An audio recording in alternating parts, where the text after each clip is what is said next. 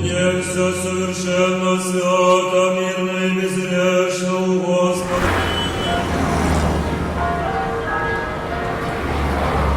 Лубомир, наверно, наставника, хранителя души телес наших, у Господа просим.